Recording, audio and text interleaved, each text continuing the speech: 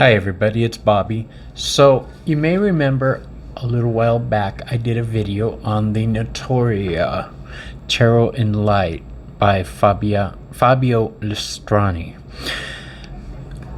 This is the angelic part of the 10 Sephiroths in Kabbalah. This is the infernal associations that deals it's called Tarot in Darkness, Goetia Tarot in Darkness by Fabio Listrani. And where these deal with the angels, these deal with the demonic influences of the 10 Sephiroths. Now, I know the word demon scares a lot of people, but you have to remember the tree of life is based on the 10 utterances of God that created everything. So there are demonic influences also. It's not satanic or anything like that.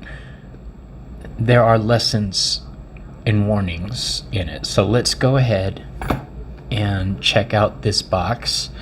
This has been so helpful in my studies with Kabbalah and learning the tree of life. Incredibly helpful.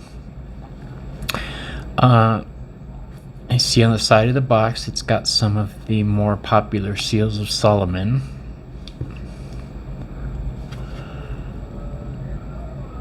And some more. Alright. I'm excited to tear into this.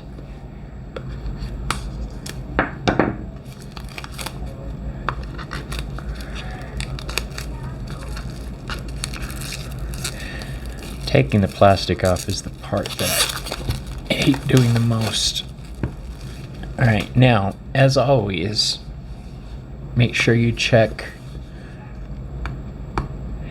for the ISBN number. If it doesn't have an ISBN number, then it's probably a knockoff, okay? You can tell a knockoff deck because they usually have just the code on the back, not this code, one of the square codes, and yeah, they're just crap actually. So I can't remember how much I paid for this one, but I'm assuming it's $28.95. See? Now let's take out the book.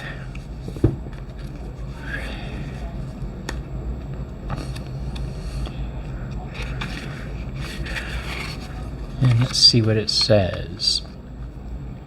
The project you were holding was born of my desire to propose a new and modern guise for part of the anonymous 17th century grimoire called Lemegeton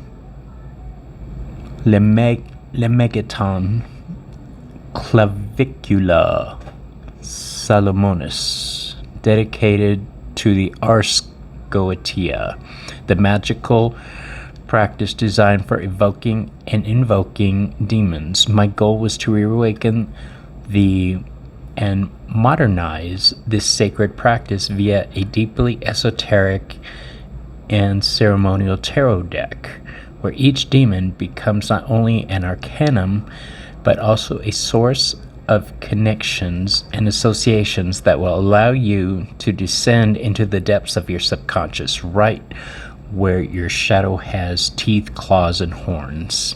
Yikes. We accomplished this with attentive research, using some of the most respected sources in the field, from the attributions of Aleister Crowley to those of Eliphas Levi, on the Shem HaMephorash,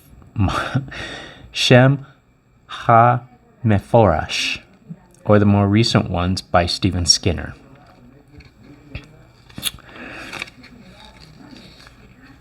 What else does it say?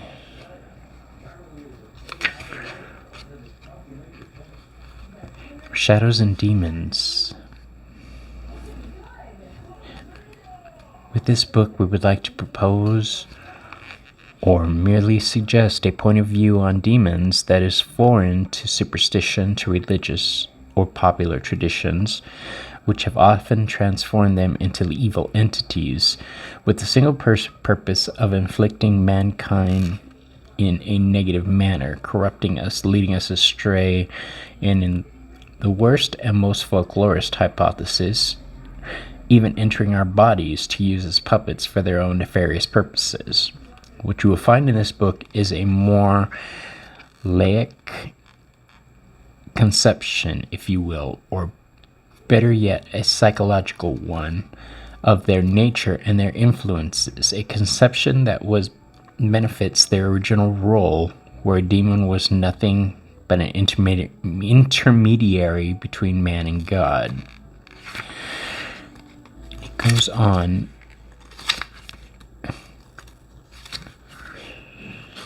Talks about the Kapala and the Tree of Life, the Qliphoth, and the left-handed path,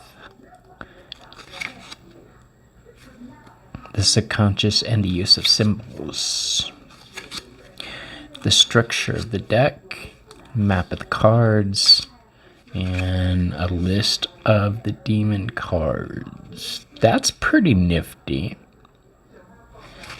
So I am teaching it just goes on and on. Look at that. That's cool. I am teaching a class on Thoth Tarot, and I would like to incorporate the angelic and demonic influences. Okay. Oh, see, it doesn't go card by card. It just gives you this. Okay, and I know that is awful small writing. All right, well, let's open up the actual cards themselves. I like the the pop-top box, not flip-top. I kept this one because I knew this one was going to be arriving in a similar box, so they'll be side by side on my shelf.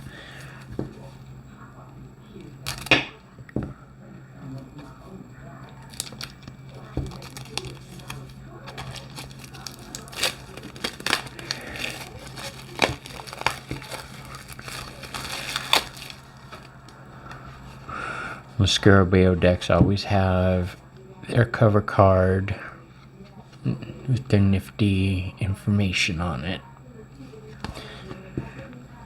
The backings of the cards. Can you see that? I'm going to turn off the overhead. There. Now, let's see what we got going on, shall we? Let's turn it this way. That's a pretty cover card. Bookmark card, as I call them.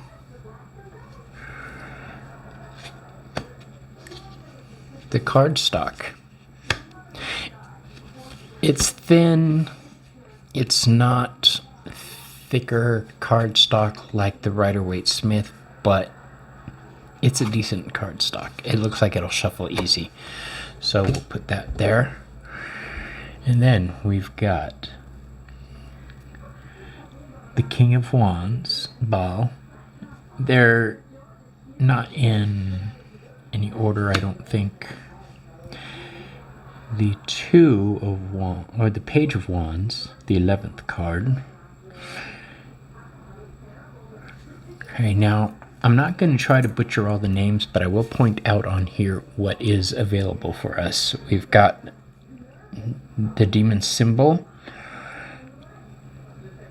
the Page of Wands, which is the 11th card in the suit of Wands, the demon's name. I have to find out what this number is. Let's look.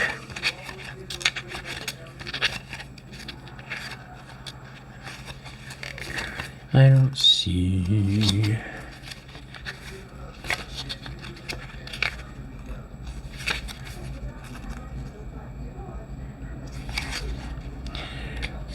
No, it doesn't say. Let me see. This is the Page of Wands, right? So we go down the list.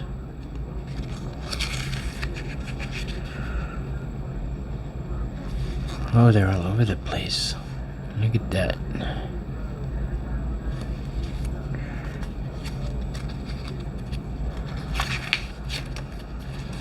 Did I miss it? I must have.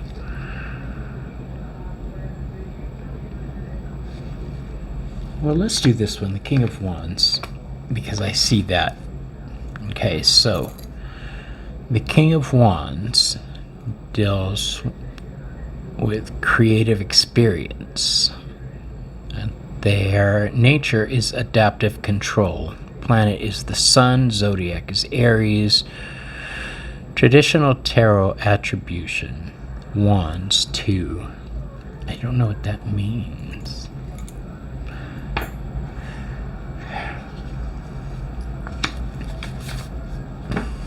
But let's keep going.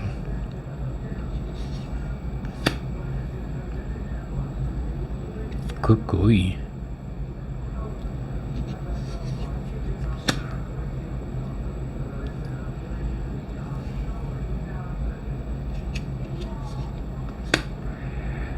Oh, that's just beautiful. Marbus.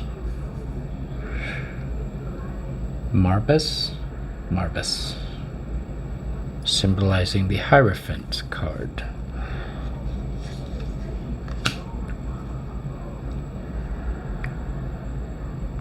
The Fool.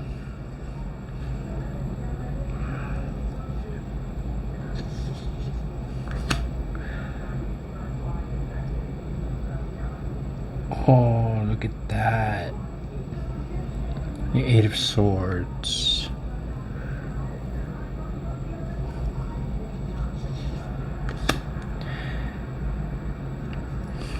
The Nine of Swords. Ten of Swords. Kind of looks like Harley Quinn, doesn't it? See?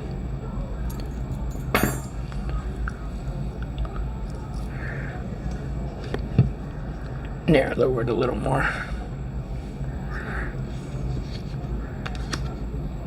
The King of Cups.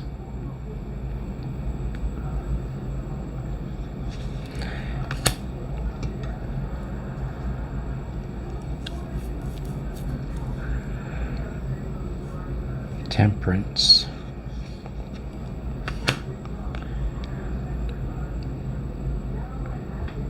Queen of Cups.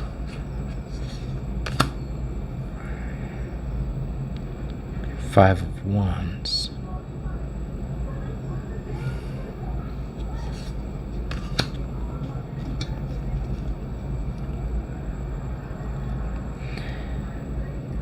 And the Six of Wands.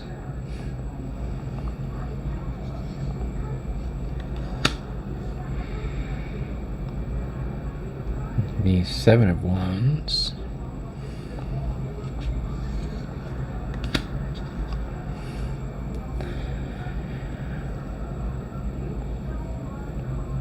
The Knight of Pentacles.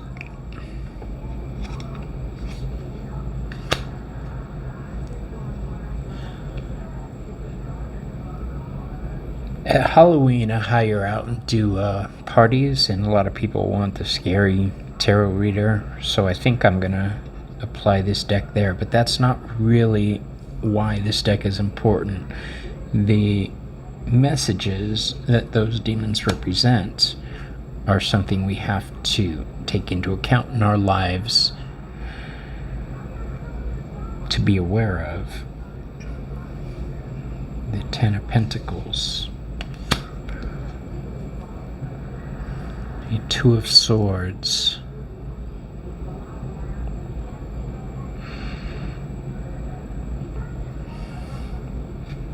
They're gorgeous pictures. They're scary as crap.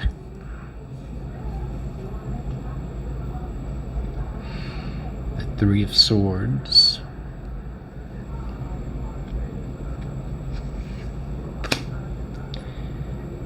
The Four of Swords.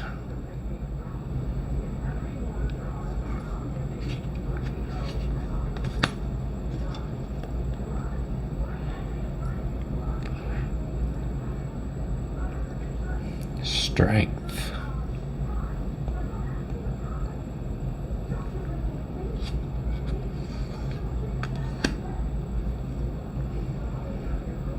The Six of Cups.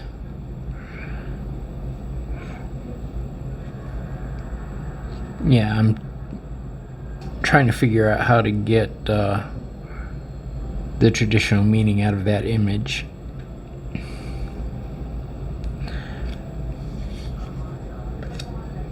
I'll tell you one thing though, demons and angels are equally scary to me.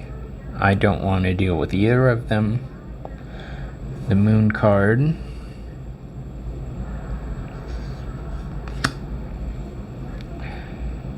the Eight of Wands.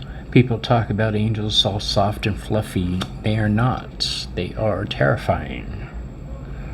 They can be soft and fluffy the same way that demons could be soft and fluffy if they tried. Judgment.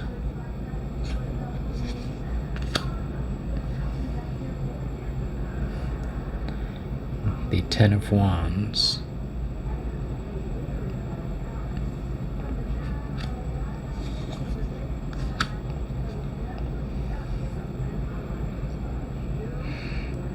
Two Pentacles. Yeah, these are intimidating looking cards, but the cards themselves have no power. Okay, it's up to the reader on how you use them. 14 King of Pentacles. The Four of Pentacles.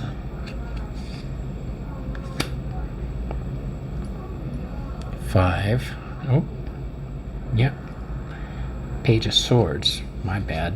Page of Swords. The King of Swords.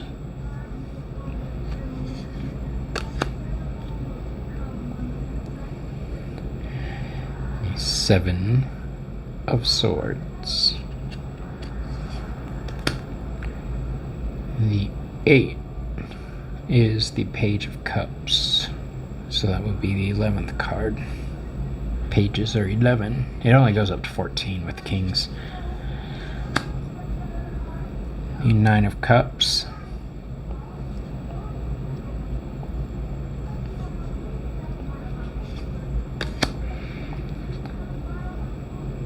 The 10 of Cups. That's the happily ever after card, you guys. What do you think?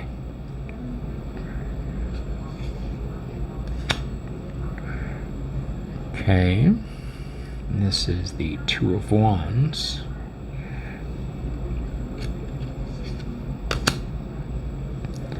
The Three of Wands.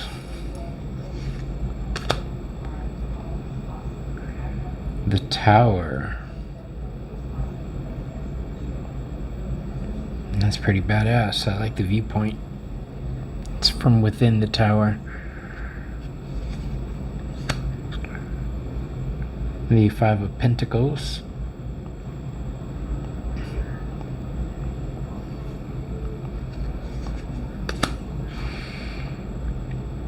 The Six of Pentacles.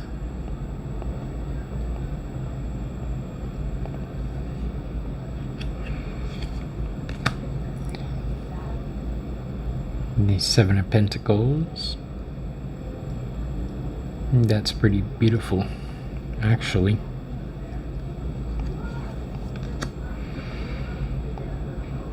The Knight of Swords.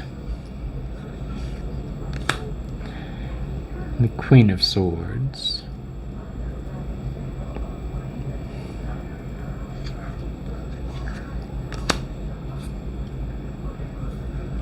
The Sun card.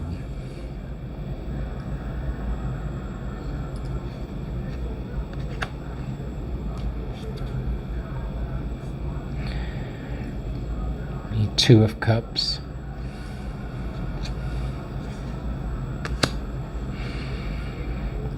Three of Cups. Does that look like a celebration to you?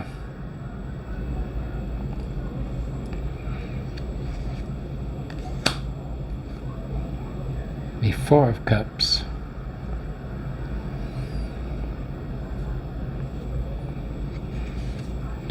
Hey, God, they saved me. These cards are scary. The Queen of Wands.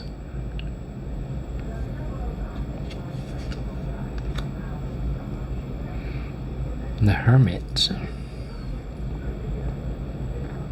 I like that card.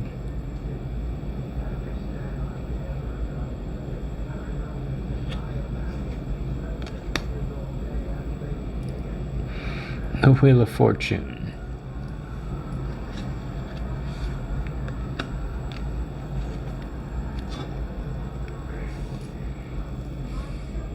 The Eight of Pentacles.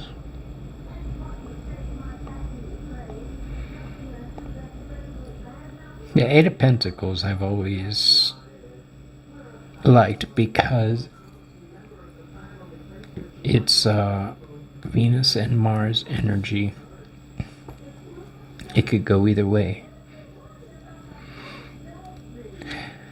It's the card of mastery either way. It's the Nine of Pentacles. Ah, look at that. I love that. The serpents intertwined around the sword. That's beautiful.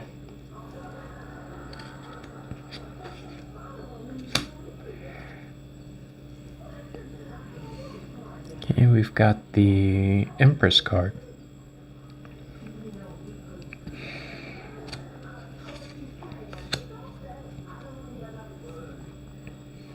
The World. I believe that's the image on... No, that's a female version of this. So...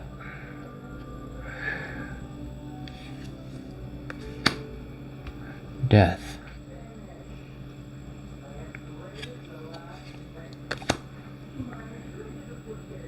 The Hanged Man. Huh. Yeah, even if you're not somebody who will touch this deck yourself, because I know a lot of people are like, not me. Well, you have to admit they're beautiful. It's in the same art vein as my favorite artists, Boris Vallejo and Julie Bell. This is the King of Cups.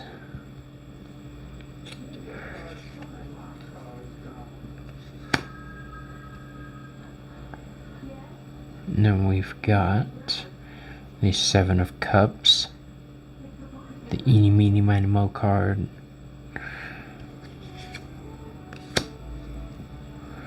The Emperor.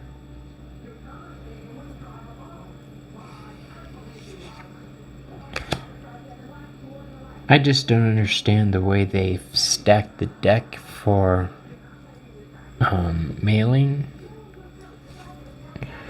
What's the story there? The Nine of Wands.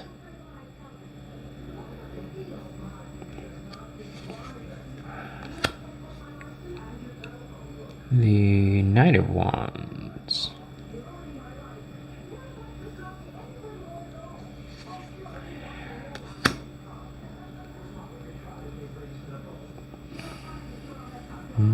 This is Justice. I think what I'd like to do is do a video with the cards side by side for each deck and see which, how the influences are. The Three of Pentacles.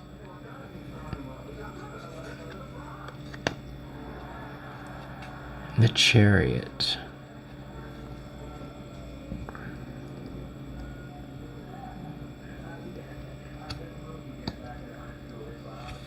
Who is that ruled by? Shimaze, I think is how you say it. I do not know. The Five of Swords. The Six of Swords.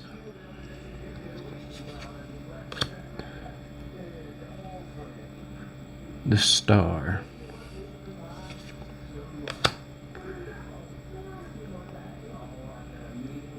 the Eight of Cups.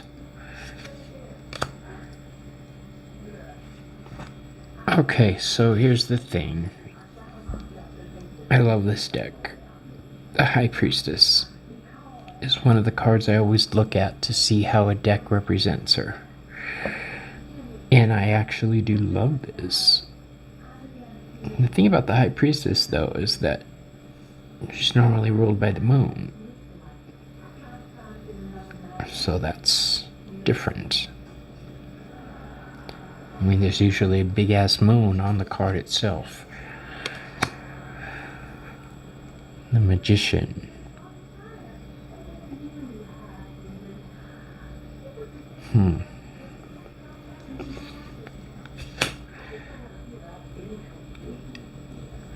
And this is the Ace of Swords, symbolizing the lightning path through the Tree of Life.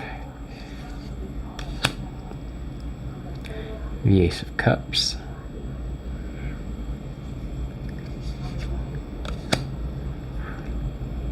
The Ace of Pentacles. The Ace of Wands. The Lovers.